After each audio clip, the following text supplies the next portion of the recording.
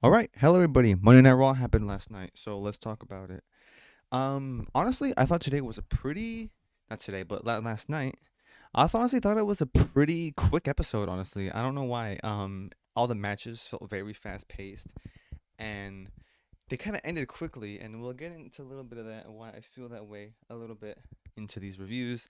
But no, I thought today yesterday was kind of a fairly pretty okay show. It wasn't like anything extraordinary or fucking outstanding and crazy, but I thought it was a pretty run of the mill, pretty standard show. They had some good stuff on there. Um, and honestly, like I said, it just felt like the matches and all the segments, not the segments at least, but most of the segments and then mostly the matches though felt like they were just really quick pace. Like, all right, we need to get this through. But we start off the night. Logan Paul. Logan Paul's doing his douchey ass thing. He's talking his shit. He's saying oh, I'ma win the chamber, and then I'ma go to Mania, and then I'ma be the face of the company. Which just typical standard promo heel shit. Um, as we all know, Logan Paul is a douche in real life. He is very very unlikable in real life. So that makes for a very good character on the TV. He can very obviously do the heel stuff pretty well. And honestly, what he was saying was, like I said, the typical heel shit. And then CM Punk came out. This is where Punk comes out. And noting on that, I saw this really funny sign I thought was pretty good. Um, there was a sign in the crowd said CM Unk. Really, really nailing in there that Punk is getting old, man. 46. He's 46 years old. Um, Let's see. Oh yeah. So what's his name? Pat McAfee. This is funny that I noticed. Pretty much throughout the most of the duration of Punk's entrance, Pat McAfee is talking so goddamn much. Why is he talking so fucking much? Like, it was kind of annoying, honestly, because I'm just here trying to watch the goddamn show, and I got fucking whatever the goddamn Pat McAfee's talking about. I literally couldn't understand what the fuck he was talking about. It was so weird. I was just so focused on goddamn, CM Punk's entrance, and then I tune him in and out, and then I hear like something just strange coming from his mouth. I'm like, dude, why is he gotta talk during these fucking segments, bro? Like, they just let it happen. Um, Logan Paul, he's like, man, I don't know what's going on, man. I don't know why everybody hates me. What's your problem with me, Punk? This Punk replies to him. He says, you're not my problem, or he said, I don't really have a problem with you. Um, I didn't write down everything he wrote here, but we're going down as much as I can. One thing that I like that Sam Punk said, so he's promoting, promoing at Logan, saying, I make history. I'm a history maker. People like Stone Cold Steve Austin, John Cena, CM Punk, we're legends, and because we're history makers. And then Logan Paul is like, pretty soon, that list is gonna change. It's gonna be Logan Paul and blah blah blah, all that nonsense. And CM Punk, one of my favorite lines from this was, "You're not gonna be here long enough for the people to know your name. You're run while you still can." Oh, that's a little bit too far. So he promos, says a really cool, some really dope, badass stuff. I really feel that Punk has to win the Chamber, and I think by far none, he's gonna be taking it for sure. Logan Paul and Punk, throwing each other all up in the face, all up in each other's face, and Logan goes bam, slaps goddamn CM Punk across the face. It was kind of a light slap though, but it was kind of funny.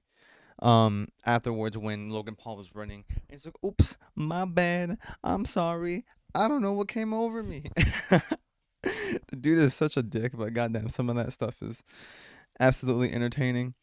Punk says to him, "Run while you still can, Logan, because by the time I'm done with you, no, run while you still can. Run while your legs still work." I did the third time of me getting through that. Run while your legs still work. I thought that was pretty fucking cool. You're gonna hear why these people chant my name, CM Punk. Pretty cool stuff. Pretty cool stuff. Next was literally right into a match. I did not expect this to happen. Penta versus Ludwig versus Butch. So it was. This is where I start saying the match was pretty short. I think it was like roughly 4 minutes of this match, or like 5-ish minutes, because I know it had a commercial break which is like two, and then the match immediately not immediately ended, but went on for about a couple more minutes and then ended. So I'm probably maybe in total maybe about a 5 minute match maybe. It ended up pretty quick. Penta pretty much in control throughout most of the match. He does this really cool like inverted Hurricanrana spot. He has Ludwig Kaiser on the corner turnbuckle, and then as he's over there, um, Butch is trying to go under Kaiser as Penta's outside of the ring. So Penta he does this crazy backswing. He gets him with his legs, throws Kaiser off the top turnbuckle, completely just tossing his ass. I thought that was pretty cool. He does some two crazy ass top rope dives. He hits one with Butch, hits one on Kaiser. They were really fucking high too. I thought those were dope. Um, let's see. And then so the match goes on for a little bit. Then Penta hits the Mexican Destroyer. He hits the Mexican Destroyer. He tries to go back and hit Kaiser. Kaiser ends up, throwing out Penta out of the ring, just squirmishing and toss his ass out. Then what happens I did not expect to happen. Fucking Kaiser plants goddamn Butch right on his head. Pins him 1, 2, 3. That was it. I was like, what? When after that ended, I was like, what the fuck? That was technically Penta's first loss. He wasn't the one who got pinned, but he did not win the match. So that was fucking crazy. I was hoping they were gonna keep the streak on a little bit longer. I feel like that would have been cool and have like, not a Goldberg style streak, obviously, but like, have a cool streak towards it. Yeah, Penta, he's never been defeated in a 1v1. So I guess he still is technically undefeated in a 1v1. So that's still real. New Day versus LWO. Some really good stuff here. It was some pretty fun lucha techniques from the LWO boys. They were doing some really sick like back twirl flips and just Karana spin DDT type shit. I thought it was pretty fun. Um, Honestly though, New Day, I feel like they've really like lost their luster now. Like after the Big E thing happened a couple months ago, I feel like immediately after that should have led into something, maybe with Big E. You know what I mean? Maybe Big E, brings someone who can fight for him, or they do something to where, I was honestly expecting maybe Big E to be in the Rumble, and then maybe at least eliminate one of the guys, like Xavier or Austin. I mean, Xavier or Austin. Xavier or Kofi. Xavier or Kofi. I almost called him Xavier Creed. Fucking good old consequences Creed there. But no, I thought maybe in the Royal Rumble, Big E would come out, maybe in the middle. Xavier would be in the ring, and then he'd be all like shocked. And then Big E gets his nice spot, he gets to tear it up a little bit, and then, eliminate Xavier. And then Kofi would come in later on and be like, hey man, what the fuck was that? And then, then that starts a continuing, rivalry within Team 2. But no, since they've been trying literally months now, it just feels like it really hasn't gone anywhere. And when they came out this time, the reactions were even lower. At least the past couple of weeks, the reactions were kind of high for them. But yeah, no, New Day is kind of whatever. Dragon Lee, did power bomb. They do like double power bomb because if I remember, the match gets thrown out because disqualified, or that's it. Yeah, they get disqualified. And then a big fight brawls out. Dragon Lee comes out to fight. They do like a double power bomb, like a shield power bomb, on the shoulder, slam him down. But it was just two guys. It was kind of awkward. Judgment Day backstage segment where they're all arguing again because they're all fucking infighting with each other because they all suck. Well, the team itself sucks. The members don't suck, not entirely, but the team itself sucks. Like they barely fucking win.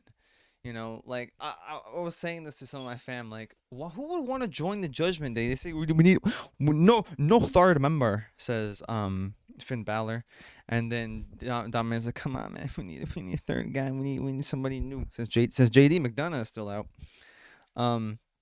So they're obviously fighting about that. But who would want to join the Judgment Day when all they do is fucking lose? Like what? All y'all do is fucking lose. Why would we want to join you? Then immediately after that, we get a Gunther segment / match. He comes out, almost like the most nakedest man alive, just wearing his title across his waist. Um, he says, something that honestly surprised me is I went to Adam Pearce's office. I handpicked my opponent, brings out Tozawa of American Alpha. And honestly, I thought it was kind of funny to see, Model Girl and, Otis just behind him, like, yo, you fucking got this. You can do this. Just believe in the strats. And then, he brings in Tozawa. They talk back and forth. He's like, saying Tozawa, we have some things in common. Not a lot, but some things in common. We uprooted our lives to come to the WWE, all this and that.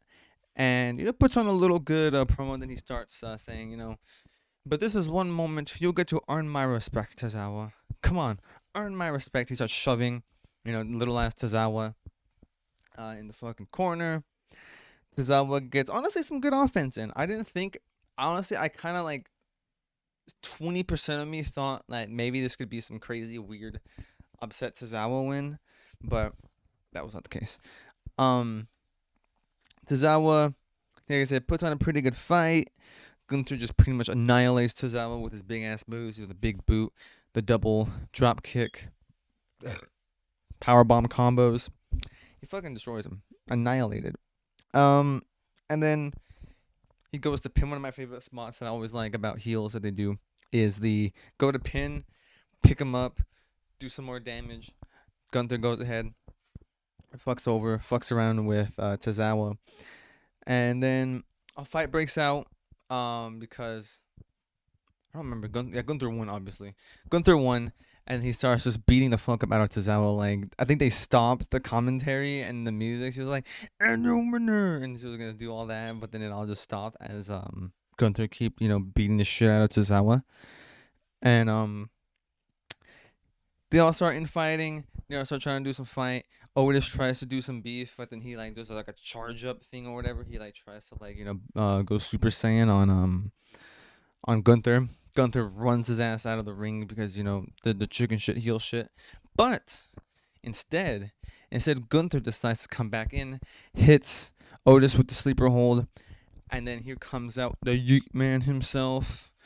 Jey Uso comes out running. Honestly, I thought he was gonna, as he was running out, I thought he was gonna do some. I thought he was gonna do some yeets, and we were gonna have a Jeff Hardy trying to save Matt Hardy situation where he's at the thing dancing as his brother's being fucking attacked. That was some funny shit right there.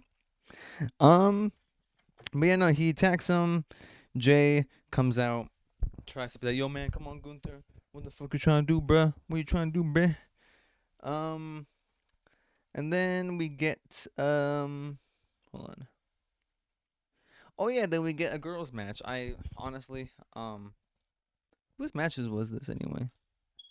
Oh yeah, it is the Lyra Valkyria and Dakota Kai title match for the Intercontinental title. Honestly, I was it this match or was it the next match? One of the matches. Honestly, I didn't watch all the way through. I think it was this one because I was off cooking some food. I was cooking some chicken during this, so I was like really fucking hungry. Um, yeah, it's Dakota Kai versus Lyra Valkyria for the Intercontinental title. I mean, I don't know. I didn't really think too much of the match. I did think they had a cool multi-pin bridge flip spot in the middle of it when they kept flipping over their pins, kept rolling back, doing the that whole shit, the reverses. And then Lyra Valkyria is on her back, and then Dakota Kai is on top of her, that kind of pin. And then she just bridges up on Dakota Kai. I thought that was pretty neat. Pretty neat. One thing too I noted about Lyra Valkyria, I don't know if it's just me or does Lyra Valkyria's outfit like seem incomplete, it's not all the way done. I got an email. But no, for some reason, it just seems like Lyra Valkyria's outfit isn't fully complete, and it just looks kind of weird to me. But I don't know, that could just be me. And Dakota Kai wore the same outfit she wore last week, but honestly, I like the outfit. The purple's nice. The purple's really nice. Ivy Nile comes out. After the match, Dakota Kai is walking toward the end of the entranceway. Then here comes out Ivy Nile. She beats the shit out of Dakota Kai, and then she just comes in and fucking trashes the shit. What I was really looking forward to, Braun versus Dom. I was actually kind of looking forward to this match, to be honest, because I love Dominic Mysterio. He's such a fucking, snarky little asshole. So chill as fuck, cool dude. You know, I like Dom. Um, him and Braun. Let's see. Here we go. Hold on. Okay, so yeah, pretty much Braun just annihilates and takes out Dom at the start. You know what I mean? Just not really even giving him a chance to like get up. This is a Judgment Day involved match, so of course you'll know that the Judgment Day does get involved, of course. Um, Carlito, goofily enough, he like, goes pulling at Braun's leg as he's trying to get his speed, running back on the ropes. Carlito just does the leg pull and just sits down or whatever the fuck, just does that stupid Carlito shit that he does. Um, let's see. Yeah, Carlito pulls his leg, Braun's leg. Judgment Day try to beat up. Oh no, they try to stop. So multiple times, literally. I think this match only went for a while as well. The Lyra Valkyria match before this actually went on longer than I thought. It was gonna be because, like I said, I decided to cook some food, and then I was watching this match a little bit afterwards. But so as you know, they get their interruptions on the. Judgment Day get the interruptions on Braun. They keep fucking with him, keep stopping him, until eventually, Judgment Day just decides to completely beat the shit out of Braun Breaker. Just throughout the match, disqualification. They just start, trying to beat the shit out of Braun, and then that does not happen. Of course, Braun, the unpredictable badass, literally unpredictable in this fucking moment. He gets his, he gets his speed and all his shit back, and just starts fucking wailing on the Judgment Day. There's a really cool spot where Finn went face to face with Braun. Like Finn's trying to like sneakily slide in the steel chair and kind of crawl in and be sneaky, and then Braun just goes down like a fucking pit bull, just right in his fucking face, snarling, looking at Finn. This is cool. This is cool. I kind of honestly wouldn't mind seeing like a Finn Braun feud, but like we need to build Finn back up. We need. I'm gonna go on this crusade as always. I really like Finn Balor. I thought he was so fucking cool. No unthought, so he was fucking cool. But they need to build Finn Balor back up, man. He's wearing the 10 years of Finn, and we barely have like a. It sucks. It sucks what they did to Finn, man. So yeah, they just completely get annihilated by the man's himself, and then it comes out. I think after this was the American Alpha, the American Alpha and the War Raiders segment, where American Alpha, they're doing their braggadocio. Yeah, we beat this, we did that shit. I told her I'm getting less and all that, and then the War Raiders just come up and just boom, just fucking start bashing on the Creed brothers. Where the fuck their name was, I kind of forgot in this moment. They beat the shit. There's a whole little backstage kerfuffle. They get pulled apart. And then I don't know, was it right here too in this moment? Where's the Sammy and Sammy and Kevin segment where they were talking about, hey, Kevin went to my house. I even went to Kevin's house. But I saw that his mom was there. I don't even know what intentions I had. I don't know if they were good or bad. All this and that. I just know on Saturday it's going down. Pretty good stuff. Then we pretty much get to the end of the show. Cody segment. He comes up pretty much at around exactly 8:00. He does his thing saying, what does a man do? And what do you do when a man asks for your soul? Pretty abstract, but what do you do? He goes on saying, just talking about, just monologuing basically the basic shit that's been going on for the past weeks or so. Then comes out, as he's in middle of speech, middle of talking, comes out fucking goddamn Seth Franklin Rollins. Honestly, I don't like Seth too much. I think Seth's alright. He was cooler a couple years ago. Probably around like 2015 through 18, Seth was probably like the best Seth Rollins. And then after that, in my opinion, he kind of just teetered off. He's more annoying now than anything. That's at least my opinion. He's more annoying now. He says, man, like I helped you, last year against them. Like I don't want to hate you, Cody, because after all the shit that we did together and everything, like I want to face the man. When I win the Elimination Chamber on Saturday, I want to face the man that I fought, that came back to me, that I fought at WrestleMania 38. I want to, face the man who I fought with one arm in the Hell in a Cell. Just goes off saying, Cody, don't do it. You're a better man than that. you know. And he's like, "Don't make me hate you." Um, and that's pretty much all the takeaway I got from that. I don't know, man. I don't like Seth. I like what they're doing with Cody though. This is really fucking interesting with The Rock literally becoming corporate champion now. What Vince did to The Rock is doing to Cody. He's gonna make him the corporate champion. He wants him to be the man under his thumb. So, uh, Seth walks away. Cody doesn't say anything, and then that segment ends. Then we get to the final match of the night. I thought this was actually one of the better matches of the whole night. Honestly, I think I went the longest. The Bianca Belair Naomi tag team title championship match against Raquel and Liv Morgan. I actually was kind of digging Liv's outfit. This show was pretty cool. I like the crop thing with the open holes and the slits and stuff. That was cool. But so honestly, yeah, like I said, it was one of the better matches of the night. It went actually I don't have the exact same time, but like I said, it went a while. Bianca and Naomi really doing some killer work together. Honestly, we're gonna figure out what's going on with Jade. I'm pretty sure yeah they just took Jade out like out of kayfabe reason. They took Jade out because maybe she was a little too green, and then they're like, okay, we'll take her to the performance center where no one can see her.